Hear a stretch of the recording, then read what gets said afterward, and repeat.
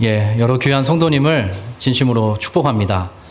이 자리에 함께 하신 모든 하나님의 백성들, 또 모든 하나님의 자녀분들께 하나님께서 예견하시고 또 약속하신 은혜와 평강이 충만하시기를 다시 한번 축복합니다.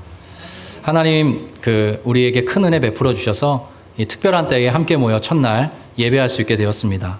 앞으로 오늘 아름빛교회의 첫날인데요. 이제 부활주일이지 않습니까? 그래서 앞으로 아름빛교회의 생일은 부활주일이 되었습니다. 매 부활주일 때마다 우리가 어떻게 세움 받았는지, 우리가 어떻게 형성되어 여기까지 오게 되었는지 매해 부활주일마다 저희가 확인하게 될 겁니다. 그래서 부활하신 주님께 경배를 드리고 우리를 우리 되게 하신 그 하나님의 은총을 기리면서 그분 앞에 서는 은혜가 우리 아름빛교회에 있게 될 것입니다. 또 오늘 이 자리에는 아름빛교회 성도님뿐만 아니라 또 여러 이 새 교회의 첫걸음을 축복하는 마음으로 찾아와 주신 귀한 분들이 계십니다. 한 분 한 분의 삶에 여러분의 응원과 축복, 그 격려 그대로 하나님께서 평안으로 되돌려 주시기를 간절히 빕니다. 요즘에 그 뉴스를 보니까 이제 내일부터죠. 코로나로 인한 여러 가지 제약들이 조금 많이 이렇게 완화된다고 합니다. 참 얼마나 반갑고 감사한지 모르겠어요. 그래서 참 이 시점도 저희가 또 연기해서 이제 오늘에 이르게 됐는데 참으로 적절한 때에 하나님께서 29개 교회의 첫날을 허락하셨구나 감사하면서 이번 한 주간을 보냈습니다. 제가 참 사랑하고 또 때로는 두려워하는 말씀 중에 하나가 전도서 3장 9절의 말씀인데요. 이렇게 기록되어 있습니다. 하나님이 모든 것을 지으시되 때를 따라 아름답게 하신다. 하나님은 하나님의 일을 행하시는데요. 때를 따라 아름답게 만들어 가십니다. 하나님이 가장 적절한 때에 적절한 방법으로 29개 교회의 분립을 허락해 주신 줄 믿습니다. 또 가장 적절한 때에 적절한 방식으로 저와 여러분을 이렇게 만나게 하신 줄 또한 믿습니다. 그래서 한 분 한 분의 삶에도 여러 각양각색의 지금 기도의 제목이 있으실 것입니다. 여러 사연들이 다 있지 않습니까? 그 하나님께서 약속하신 그 말씀대로 하나님의 때에 아름답게 해 주시기를 간절히 축원합니다. 하나님을 사모하고 하나님을 기대하며 바라는 여러분들에게 내 입을 크게 열라 내가 채우리라 말씀하신 그 하나님의 아름다우심이 경험될 줄 믿습니다. 오늘 우리가 읽은 요한복음 20장은 말 그대로 첫 번째 부활주일을 묘사해 주고 있습니다. 예수님께서 금요일에 돌아가시거든요. 그리고 토요일, 일요일, 이제 주일이라고 우린 얘기하지만 금요일, 토요일, 일요일 사흘 만에 부활을 하십니다. 그래서 그날 저녁에 있었던 일을 요한복음 20장, 오늘 우리가 읽었던 본문이 알려주고 있습니다. 20장 19절을 같이 한번 읽어보면 좋겠습니다. 시작. 이날 곧 안식 후 첫날 저녁 때에 제자들이 유대인들을 두려워하여 모인 곳에 문들을 닫았더니 예수께서 오사 가운데 서서 이르시되 너희에게 평강이 있을지어다. 아멘. 제자들이 어떻게 했다 그러죠? 유대인들을 두려워하였다 그랬습니다. 이것은 매우 자연스러운 현상입니다. 그토록 믿고 따랐던 예수님께서 십자가에 달려 죽는 걸 그들은 보았고 또 소식으로 들었습니다. 그들은 뿔뿔이 흩어졌고 매우 극심한 공포와 불안에 휩싸여 있었습니다. 모처에 그들이 약속한 듯 모였지만 그들의 마음의 불안은 쉬 가시지 않게 되었고 더욱더 큰 두려움이 엄습하는 그런 시간들을 보내고 있었습니다. 유대 당국자들의 칼끝이 제자들을 향하게 되는 건 명약관한 일이었을 것입니다. 메시지 성경에 보면 그들은 유대인들이 무서워 집에 있는 문이란 문은 다 닫아 걸고 있었다. 그렇게 표현하고 있습니다. 문 하나를 닫은 게 아니라 모든 창문과 모든 외부로 통하는 그 빛들을 다 감추기 위해서 다 닫아 걸고 두려움 속에 떨고 있었던 것이죠. 그때 어떤 일이 일어났는지 다시 한번 주목해 보면 좋겠는데요. 19절을 한 번만 더 읽겠습니다. 시작. 이날 곧 안식 후 첫날 저녁 때에 제자들이 유대인들을 두려워하여 모인 곳에 문들을 닫았더니 예수께서 오사 가운데 서서 이르시되 너희에게 평강이 있을지어다. 잠깐 띄워주십시오. 예수께서 오사 가운데 서서 말씀하시되 너희에게 평강이 있을지어다. 여러분, 두려움이 가득한 제자들 한가운데에 예수께서 나타나십니다. 임재하시죠.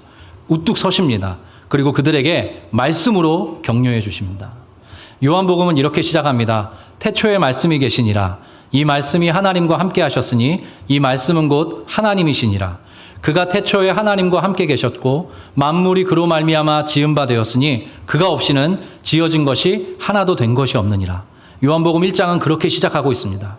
가장 극도의 공포에 시달리고 있던 이 제자들에게 말씀 하나님께서 나타나셔서 그 한가운데 우뚝 서셔서 말씀을 공급해주고 계신 것입니다. 그때에 비로소 이 제자들은 예수 그리스도를 통한 평강을 경험하게 됐던 것이죠. 저는 이 주일 설교 그리고 아름빛 교회의 첫 설교 얼마나 떨렸는지 모릅니다. 근데 힘주어 여러분에게 꼭 말씀드리고 싶은, 또 축복해드리고 싶은 그런 말씀이 있다면 바로 오늘 이 예수님의 모습 여러분이 경험하시기를 바랍니다. 여러분의 삶 속에, 여러분의 가정에 가장 적절할 때에 예수께서 임하셔서 그 가운데 우뚝 서셔서 말씀을 공급해 주시는 은혜 경험하시는 우리 귀한 성도님들 되시기를 간절히 축복합니다. 하나님께서는 그래서 언제나 가장 적절한 때에 우리를 찾아와 주시는 분이십니다. 놀랍게도 예수님께서 오셨다고 이야기하지 제자들이 찾아갔다는 말은 없습니다. 언제나 예수님은 우리 곁에 찾아와 주시는 사랑의 하나님이십니다. 오늘도 저와 여러분 각양각색의 인생의 터널들을 앞으로도 지나게 될 텐데 예수님께서는 찾아가 주실 것입니다. 찾아가셔서 여러분의 삶 그 한가운데에 서셔서 여러분에게 말씀을 공급해 주실 것입니다. 그 하나님을 기대하면서 매주 예배하는 우리 모든 성도들 되시기를 간절히 빕니다. 자, 부활하신 예수님께서 이제 제자들과 몇 가지 대화를 나누시고 여러 가지 상황들이 이제 벌어지는 내용이 그 후반에 등장합니다.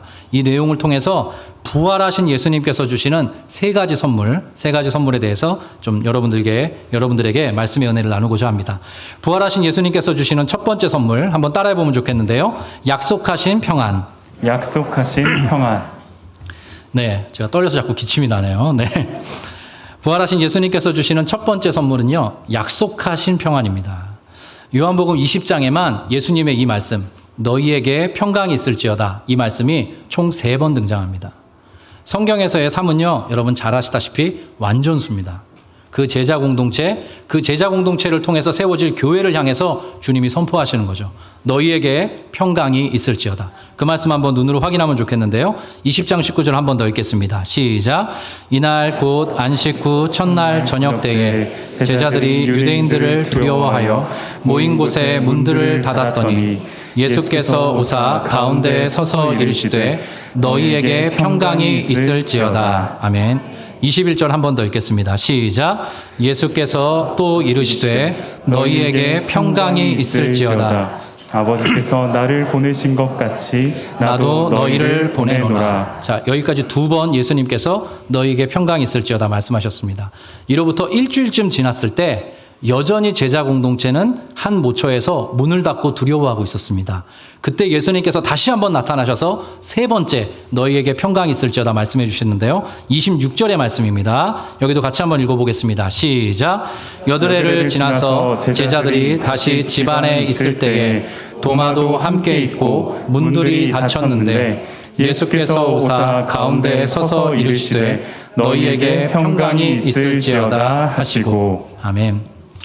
자, 요한복음에는 부활하신 예수님께서 제자 공동체에게 평안을 주시기를 원하는 그 마음이 잔뜩 실려 있습니다. 3번에 걸쳐서 너희에게 평강이 있을지어다, 너희에게 평강이 있을지어다, 너희에게 평강이 있을지어다 그렇게 인사를 건네고 계십니다. 헬라어로 이 평안이라는 말은 에이레네라고 합니다. 신약 성경의 언어인데요. 헬라어로 에이레네. 그리고 구약은 여러분이 너무나 잘 아시는 샬롬이 바로 평강입니다. 그래서 성경에 등장하는 이제 한글 언어 중에 평강, 평화, 평안, 화평 이 모든 단어는 사실 이 에이레네, 샬롬의 다른 번역들입니다. 다른 번역들이에요. 예수님께서 얼마나 그것을 나누어 주고 싶으셨던지 3번에 걸쳐서 제자들에게 이 인사를 지금 건네고 계신 것입니다. 당시 유대인들에게 이 샬롬이라는 에이렌의 휘민 이렇게 기록하고 있는데요. 이것은 매우 일상적인 인사였습니다. 그리고 우리말로 하면 이게 이제 처음 뵙는 혹은 오랜만에 만나는 또 이렇게 마주하는 분께 안녕하십니까 인사하는 그런 말로 표현될 수도 있는 그런 단어입니다. 근데 무언가 특별한 이유가 있었기 때문에 사도 요한이 3번에 걸쳐서 예수님의 이 인사 말씀을 지금 기록하고 있는 것 아니겠습니까? 이런 의미입니다. 요한복음이 말씀하고 있는 요한복음을 통해서 우리에게 주님께서 나눠주고 싶은 그 평안은 이런 의미를 갖고 있는데요. 하나님의 은혜 안에서 모든 상황과 관계가 건전해질 때 자연스럽게 우러나오는 정서를 성경에서는 평안이라고 묘사합니다. 제가 한 번 더 말씀드릴게요. 하나님의 은혜 가운데서 모든 상황과 관계가 건전해질 때 그때 우리의 마음속에서 자연스럽게 탁 하고 올라오는 그 정서를 성경은 평안이라 합니다. 전제가 무엇이에요? 하나님의 은혜입니다. 요한복음 1장에 보면 예수님에 대한 이러한 묘사가 나옵니다. 우리가 다 그의 충만한 데서 받으니 은혜 위에 은혜로라. 예수님에 대한 그러한 묘사가 나옵니다. 압도적인 은혜, 결정적인 은혜가 바로 예수 그리스도라는 것이죠. 그 은혜로 인하여서 우리의 삶이, 우리의 상황이, 우리의 마음이, 우리의 모든 관계가 안정적이 되고 그 모든 것들이 건전해질 때 우리의 마음속에서 생겨나는 그 정서, 그것을 성경은 평안이라 이야기해주고 있는 것이죠. 이 평안을 제자 공동체와 모든 교회 성도들에게 주님은 주고 싶어 하십니다. 그래서 부활의 그날 아침에, 그날 저녁에 우리 제자 공동체에게 그 말씀을 주셨고, 오늘도 이따가도 살펴보겠지만 끊임없이 우리로 평안을 권고하시고, 평안 가운데 너희가 머물도록 내가 기도하겠다. 우리 하나님께서 그렇게 우리에게 축복의 말씀을 전해주고 계십니다. 근데 이 평안은 이때 딱 등장한 게 아니고요. 다락방 강화라고 합니다. 요한복음에 보면 14장, 15장, 16장에 예수님이 잡히시기 전날에 한 일주일 정도 제자 공동체에게 특별하게 말씀을 공급해 주시거든요. 근데 그 중에 이러한 예수님의 약속이 있었습니다. 14장 27절인데 여러분 아마 잘 아시는 말씀일 거예요.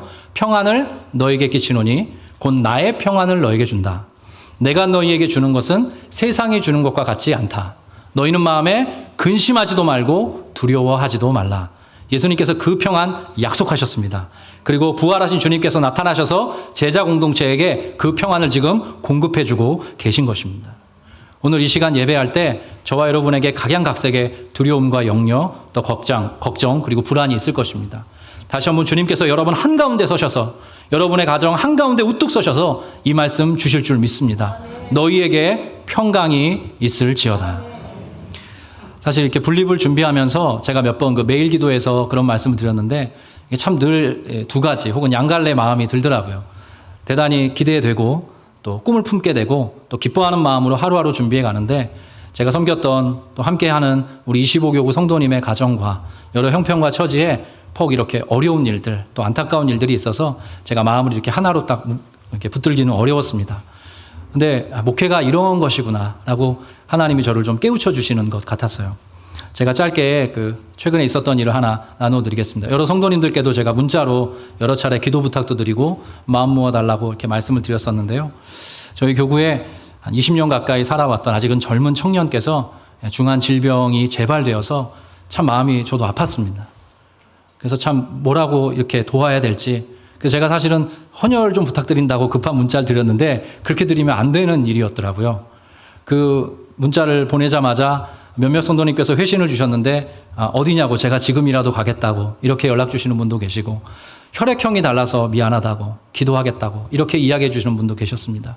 그 나중에 들으니까 제가 그날 이제 서울대병원에 잠깐 갔었는데 또 한 성도님은 자기가 그 혈액형이 맞다고 병원을 찾아오시기까지 했다고 그런 이야기를 전해 주셨습니다. 근데 우리가 잘 알다시피 우리 형제는 하나님의 품에 안기게 되었고 모든 장례 절차를 분당 우리 교회 주관으로 이제 진행하게 되었습니다. 근데 제가 참 신기한 일을 그 장례식장에서 좀 경험했습니다. 함께 울어주시려고 함께 위로해 주시려고 정말 적지 않은 조문객들이 찾아와 주셨습니다. 저도 첫날 위로 예배를 섬기기 위해서 장례식장을 찾았습니다. 근데 제가 지금도 잊을 수가 없습니다. 그날의 그 장면을. 뭐라고 표현해야 될까요? 너무나 조심스럽지만 평온한 모습으로 저와 조문객들을 맞아 정중하게 인사를 나누어 주시는 부모님의 모습을 뵙게 되었습니다. 지금도 그 표정 안에 감춰져 있는 그 신비를 제가 다 헤아려 보기는 어렵습니다. 찾아간 저와 함께한 조문객 여러분께 기도해 주셔서 감사하다고, 사랑으로 마음 모아 주셔서 감사하다고 연거푸 정중한 인사를 건네주셨습니다. 아드님께서 평소 신앙에 대한 다소간의 회의감이 있었다고 해요.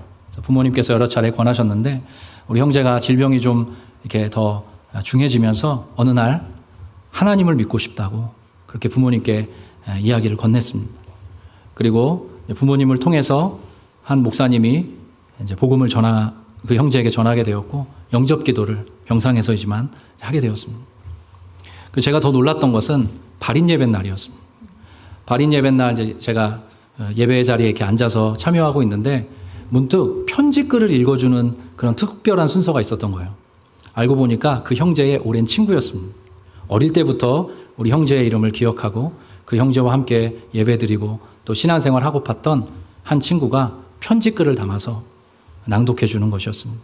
오랫동안 너를 위해서 기도했다고 이렇게 하나님의 품에 네가 먼저 안기게 되어서 참 감사하다고 나도 이 땅에서의 사명이 감당 다 맞춰지는 그날 너를 따라 가겠다고 그 젊은 청년의 입에서 놀라운 고백이 쏟아져 나왔습니다. 그래서 저는 그렇게 마음으로 생각해 보게 됐습니다. 그 모든 상황 뒤에 오셔서 평안을 공급해 주시는 예수 그리스도께서 계시다는 사실을 느끼게 되었습니다.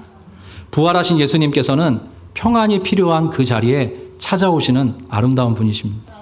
평안이 필요한 그곳, 하나님의 위로와 격려가 필요한 그곳, 인간의 말로는 다 형언할 수 없는 아픔이 도사리고 있는 그곳에 주님은 찾아가셔서 너희에게 평강이 있을지어다. 말씀을 건네주시는 아주 아름답고 사랑스러운 평안의 주이십니다. 오늘 함께 예배하는 귀한 성도님들의 삶에 앞으로의 평생의 여정에 그리고 이 시간 함께 예배하는 귀한 자녀들의 일평생에 이 평안에 붙들리는 은혜가 있기를 간절히 축원합니다. 다른 어떤 것도 범접할 수 없는 예수께서 직접 선사하시는 그 평안으로 영위되는 여러 신앙인의 가정, 또 여러분의 삶, 귀한 자녀들 되시기를 간절히 빕니다. 빌립보서 4장 6절과 7절의 말씀을 한번 힘주어 읽어보고 싶습니다. 같이 읽겠습니다. 시작. 아무것도 염려하지 말고 다만 모든 일에 기도와 간구로 너희 구할 것을 감사함으로 하나님께 아뢰라. 그리하면 모든 지각에 뛰어난 하나님의 평강이 그리스도 예수 안에서 너희 마음과 생각을 지키시리라. 아멘. 유명한 설교자 중에 마틴 로이드 존스라는 목사님이 계십니다. 그분이 이렇게 이 말씀에 코멘트를 다셨어요. 제가 읽어드릴게요. 이 구절은 분명 현존하는 모든 문헌에 나오는 말 중에 가장 위대하고 가장 고상한 위로의 말입니다. 저는 이 빌립보서 4장 6절과 7절의 말씀을 자주 암송하면서 우리 성도님들에게 예수께서 주시는 그 평안이 임하기를 기도해드리곤 합니다. 예수님께서 여러분이 그렇게 소원하고 이 말씀을 붙들고 부활의 주님을 바라보실 때 이 첫 번째 선물 평안이 너희에게 평강이 있을지어다. 주님 말씀해 주시고 친히 그 평안 공급해 주실 것입니다. 이 은혜로 살아가는 귀한 가정 되시기를 간절히 빕니다. 근데 이 평안은 사실 오래전부터 예언되고 약속된 평안이기도 합니다. 단지 예수님께서 제자들에게 건네주신 게 아니라 성경 전체가 하나님께서 하나님의 자녀인 우리 모두를 평안하게 살아가도록 안배하시고 또 약속하시고 직접 그것을 제공해 주시겠다 여러 차례 말씀해 주셨습니다. 민수기 6장 24절 이하의 말씀인데요. 같이 한번 읽어볼까요? 시작. 여호와는 내게 복을 주시고 너를 지키시기를 원하며 여호와는 그의 얼굴을 내게 비추사 은혜 베푸시기를 원하며 여호와는 그의 얼굴을 내게로 향하여 드사 평강 주시기를 원하노라 할지니라 하라. 잠깐 띄워주십시오. 하나님의 본 마음이 여기에 실려 있습니다. 이스라엘 백성들을 섬기는 제사장들에게 너희 이런 방식으로 내 백성을 위해서 기도해라. 그렇게 주님 알려주셨거든요. 여기에 보면 여호와는 그 얼굴을 내게로 향하여 드사 평강 주시기를 원하노라. 하나님의 오래된 그 마음입니다. 저와 여러분을 향한 인류 역사사에 유장하게 흘러오는 그 모든 시간 속에서 하나님이 품고 계신 그 마음은 평강을 선사해 주시는 것입니다. 평안으로 충만케 해주시고 평안 가운데 걸어가도록 이끌어 주시는 것, 그것이 바로 하나님의 마음이죠. 오늘 부활의 아침에 너희에게 평강이 있을지어다 말씀하신 주님께서 각 성도의 마음 문을 두드려 주시고 귀한 가정의 마음 문을 활짝 열어주셔서 이 평안으로 임재하여 주시기를 다시 한번 간절히 축원합니다. 두 번째, 부활하신 예수님께서 주시는 두 번째 선물은 바로 따라해 볼까요? 약속하신 기쁨. 약속하신 기쁨. 제자들에게 주님께서 이것 선물로 주기를 원하셨습니다. 요한복음 16장에 이 다락방 강화의 한 꼭지인데요. 십자가에 달리시기 직전에 주신 말씀입니다. 같이 한번 읽어보겠습니다. 시작. 지금은 너희가 근심하나 내가 다시 너희를 보리니 너희 마음이 기쁠 것이요 너희 기쁨을 빼앗을 자가 없으리라. 아멘. 지금 근심하고 있는 거 내가 알고 있다. 근데 내가 반드시, 여기도 놀라운 게 너희가 나를 볼 것이다 그렇게 말씀하지 않고요. 내가 너희를 보러 갈 것이다. 주님 그렇게 말씀해 주세요. 그때 너희 마음이 반드시 기쁘게 될 것이고 너희 기쁨을 빼앗을 자가 없을 것이다. 평안과 더불어 우리 귀한 성도들에게, 제자 공동체에게, 인류상 모든 믿는 자들에게 하나님께서는 부활하신 예수 그리스도를 통하여서 기쁨을 선사해 주기를 원하십니다. 요한복음 20장 19절의 말씀 어떻게 제자들이 반응하게 되는지 잘 드러나고 있는데요. 여기도 같이 한번 읽어보겠습니다. 시작. 이날 곧 안식 후 첫날 저녁 때에 제자들이 유대인들을 두려워하여 모인 곳에 문들을 닫았더니 예수께서 오사 가운데 서서 이르시되 너희에게 평강이 있을지어다. 20절도 읽어보겠습니다. 시작. 이 말씀을 하시고 손과 옆구리를 보이시니 제자들이 주를 보고 기뻐하더라. 아멘. 네. 다락방 강화에서 너희가 나를 만나면 반드시 기쁨이 회복될 것이야. 그렇게 주님 말씀해 주셨는데 오늘 진짜 제자들이 주님을 만나고 나니 기쁨이 그들 가운데서 회복되는 것 성경이 놀랍게 기록하고 있습니다. 여러분, 성경은 평안의 책이면서 동시에 기쁨의 책이기도 합니다. 하나님 이 세상 다 지으시고 때마다 시마다 뭐라고 이야기하셨죠? 보시기에 심히 좋았더라 하셨습니다. 하나님의 마음에 기쁨이 있으셨습니다. 그리고 그 기쁨을 누리고 나누고 증진시키면서 확장하는 존재로 우리 인간들을 부르시고 세워주셨습니다. 죄로 인해서 얼룩졌지만 하나님은 그 기쁨을 포기하지 않으셨고 인간의 역사 속에 도도하게 하나님의 기쁨을 주입시켜 주셨습니다. 성경이 어떻게 끝나나요? 요한계시록 마지막에 보면 기쁨의 절정이라고 할 수 있는 어린 양의 혼인잔치로 성경이 대단원의 막을 내립니다. 우리 성도님들의 삶도 그렇게 되기를 축복합니다. 기쁨으로 시작하여서 기쁨으로 끝나는 복된 인생 되시기를 원합니다. 우리 아름빛 교회에 드나드는 모든 성도님들께서 부활하신 주님께서 직접 선사해 주시는 주님과 마주하였을 때 회복되는 그 기쁨으로 충만하게 되기를 소원하게 됩니다. 그리고 저도 그 기쁨에 사로잡혀서 이 담임 목사라는 참 아직은 제가 약하고 부족하고 또 어려서 감당하기 퍽 힘들지만 주님이 주시는 기쁨으로 그 모든 것들 감당할 수 있게 되기를 바라며 기도하게 되었습니다. 사실은 이 기쁨이라는 게 제 자신의 신앙 상태를 점검해보는 시금석이 되기도 합니다. 제가 여러분께도 짓궂지만 질문을 드려봅니다. 여러분 요즘 주 안에서 기뻐하고 계십니까? 우리의 신앙의 상태와 이 기쁨은 매우 밀접한 관계를 갖고 있습니다. 그래서 우리의 신앙이 뜨겁고 신앙이 바로 서고 건강할 때는 반드시 기쁨이 뒤따라오는 것을 우리가 경험하게 됩니다. 그래서 기쁨은 신앙인들이 잘 간직하고 유지해야 될 중요한 정서 중에 하나라는 것이죠. 기쁨을 헬라어로 따라해 볼까요? 카라. 예, 이런 오카라가 아니고요. 카라라고 합니다. 헬라어로 카라라고 하는데 기쁨이라고 하는데요. 중요한 사실은 이 기쁨은 대부분 원인을 가지고 있습니다. 무엇을 가지고 있다고요? 원인을 갖고 있어요. 만약에 기뻐할 일이 하나도 없는데 누가 웃고 다녀요. 어떻게 보이세요, 여러분? 지하철에서 버스에서 누가 계속 웃고 있어요. 우리는 이해할 수가 없는데 그럼 약간 좀 문제가 있는 분이실 수 있잖아요. 성경은 그런 어떤 맹목적인 기쁨을 말하지 않고 원인이 있는 기쁨에 대해서 우리 성도들에게 각인시켜 줍니다.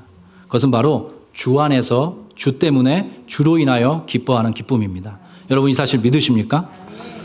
사도 바울이 힘주어 얘기했죠. 주 안에서 항상 기뻐하라. 내가 다시 말하노니 기뻐하라. 감옥에 갇혔던 그가 기뻐할 수 있는 가장 결정적인 이유가 바로 기쁨, 예수 그리스도 때문이었습니다. 예수 그리스도께서 그 안에 계시고 또 그가 예수 안에 있었기 때문에 주 안에서 기뻐할 수 있었다는 것이죠. 근데 다시 한번 조금 더 정직하게 또 분명하게 물어야 될 건 그럼 예수 안에 있으면 예수와 함께 있으면 왜 기뻐지는가입니다. 그에 대한 중요한 힌트를 성경에서 발견할 수 있는데요. 로마서 14장 17절입니다. 로마서 14장 17절 같이 한번 읽어보겠습니다. 시작. 하나님의 나라는 먹는 것과 마시는 것이 아니요 오직 성령 안에 있는 의와 평강과 희락이라. 예, 사실 매우 중요한 부분입니다. 띄워주십시오. 오직 성령 안에 있는 의와 평강과 희락이라 그렇게 이야기를 합니다. 근데 이 순서가 매우 중요합니다. 성경에서 말하는 의롭다 혹은 의로운 자다 이렇게 표현을 할 때 그것은 하나님과의 관계가 뻥 뚫어진 사람, 관계가 다시 형성된 사람을 의롭다라고 얘기합니다. 윤리적으로 도덕적으로 흠이 없어서 의롭다라고 하지 않고요. 그 사람과 하나님 사이가 올바라지다. 그것을 바로 의라고 얘기합니다. 근데 그렇게 하나님 앞에 설 수 있게 된 사람, 하나님과 마주할 수 있게 된 사람에게는 평안이 임한다는 것입니다. 의로 인한 평강이죠. 그리스도 예수의 은혜로 인한 의로 인하여서 그가 평안을 경험하게 됩니다. 그 끝에 뒤따라오는 거룩한 정서가 바로 기쁨이라는 사실입니다.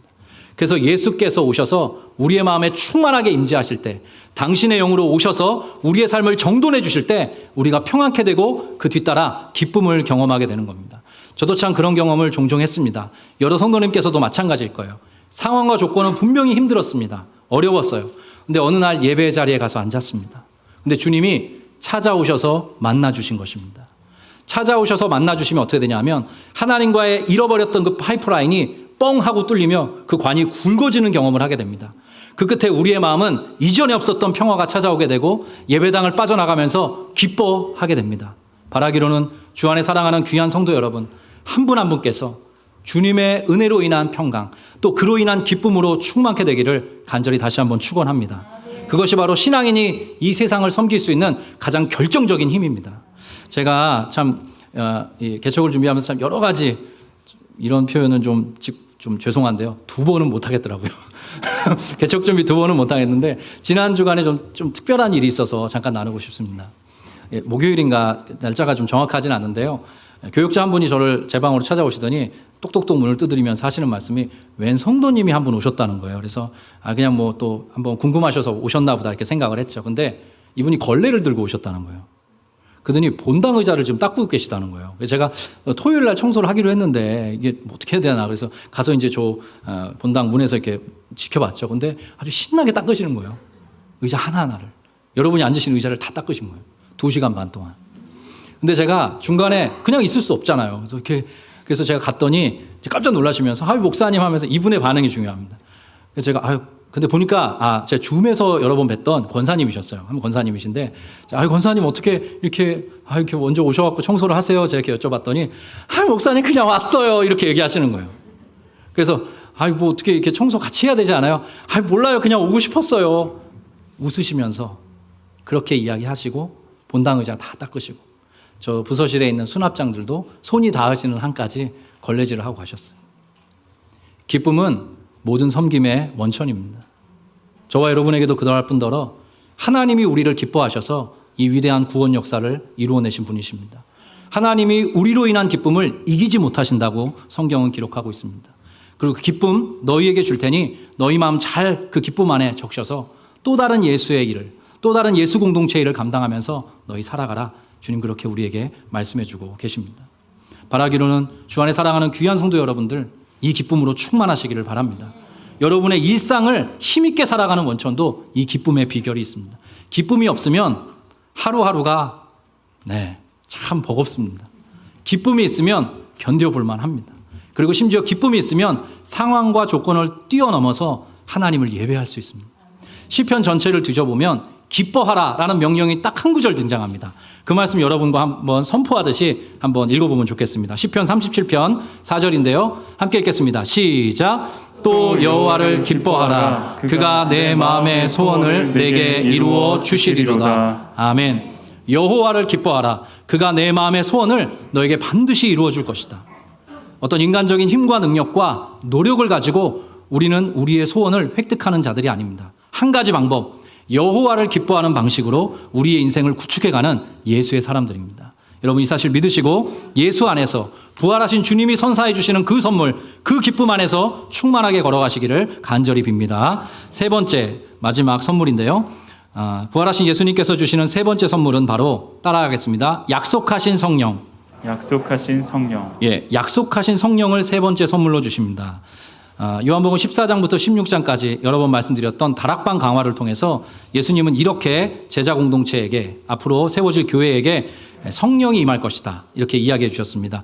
요한복음 14장 16절 같이 한번 읽어볼게요. 시작. 내가 아버지께 구하겠으니 그가 또 다른 보혜사를 너희에게 주사 영원토록 너희와 함께 있게 하리니. 아멘. 자, 14장 26절에도 등장합니다. 시작.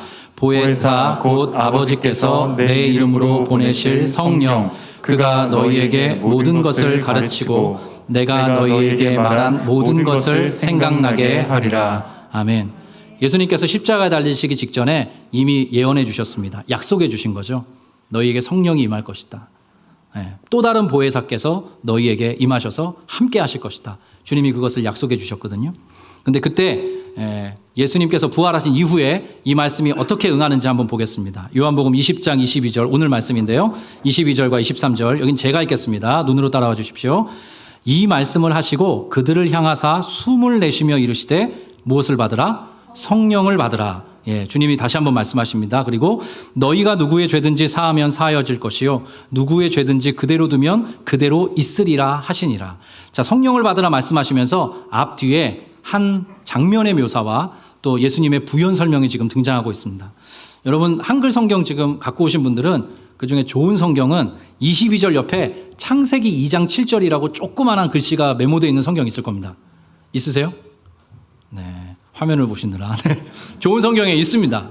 왜냐하면 하나님께서 이 세상에 숨을 하고 불어넣으시는 장면이 성경 전체에 2번 등장하기 때문입니다. 하나는 오늘 이곳에 등장하고요. 하나는 창세기 2장 7절에 나옵니다. 같이 한번 그 말씀 읽어보겠습니다. 창세기 2장 7절 시작. 여호와 하나님이 땅의 흙으로 사람을 지으시고 생기를 그 코에 불어넣으시니 사람이 생명이 되니라. 아멘. 하나님께서 이러한 방식으로 인간을 지으셨습니다. 그 코에 생기를 불어넣어서 생명, 하나님과 교통하고 교제하며 살아가는 영적인 존재를 만드신 것이죠. 죄로 인해서 이 모든 것들이 어그러졌습니다. 그것은 성경의 증언이고 그 일을 해결하시기 위해서 아버지 하나님께서 아들 예수 그리스도를 이 땅 가운데 보내셨지요. 그리고 그분의 모든 십자가 부활의 사명을 감당하신 후에 이제 다시 한번 제자 공동체, 앞으로 세워질 교회를 향하여서 하고 숨을 불어넣고 계신 장면입니다. 모든 성도들을 살아나게 하시려고, 모든 성도들 다시 생명을 얻게 하시려고 주님께서 숨을 불어넣으시며 성령을 받으라 말씀해주고 계십니다. 그리고 그 뒤에 아까 제가 말씀드렸던 너희가 누구의 죄든지 사하면 사하여질 것이요 누구의 죄든지 그대로 두면 그대로 있으리라 하시니라. 자, 성령을 받았느냐, 너희가 새로운 생명을 얻었느냐, 그러면 이러한 방식으로 살아가야 된다. 그것은 바로 너희가 누구의 죄든지 사하면 반드시 사하여질 것이야. 그리고 너희가 누구의 죄든지 그대로 두면 그대로 있게 될 것이야. 주님이 그렇게 말씀하시거든요. 이게 얼마나 놀라운 말씀이냐 하면 사실 신학자들은 이걸 좀 재미없게, 이건 이런 표현 적절하지 않나요? 이런 식으로 이제 우리 성도들이 딱 듣기에 좀 약간 어려울 수 있게 이렇게 얘기합니다. 죄사함의 능력과 권세를 교회에게 주셨다. 이렇게 보통 표현을 해요. 그러니까 교회를 통하여서 죄사함의 복음이 흘러가지 않습니까? 그 능력과 권세를 교회 공동체, 사도들에게 주셨다는 거죠. 근데 저는 이것을 실존적으로도 읽어야 된다고 생각합니다. 저와 여러분 한 사람 한 사람이 성령께 이끌려 생명을 얻게 되면 우리는 이 세상 가운데 보내져서 죄의 악순환의 연결고리를 끊어내는 존재로 살아가게 된다는 사실입니다. 다시 말씀드립니다. 저와 여러분께 성령이 임하면 놀랍게도 죄에 저항하는 힘이 생깁니다. 죄를 죄로 볼 수 있게 돼요. 아, 이것은 하나님이 기뻐하시지 않는 일이구나. 내 삶의 태도, 내 삶의 중심, 이것이 하나님이 기뻐하시는 것인지 아닌 것인지 분별할 수 있게 됩니다. 그때 너희가 누구의 죄든지 사하면 사하여질 것이요. 이 말씀에 순종하는 걸음을 떼게 되는 것이죠. 용서의 사람, 사랑의 사람, 긍휼의 사람이 되어가는 것입니다.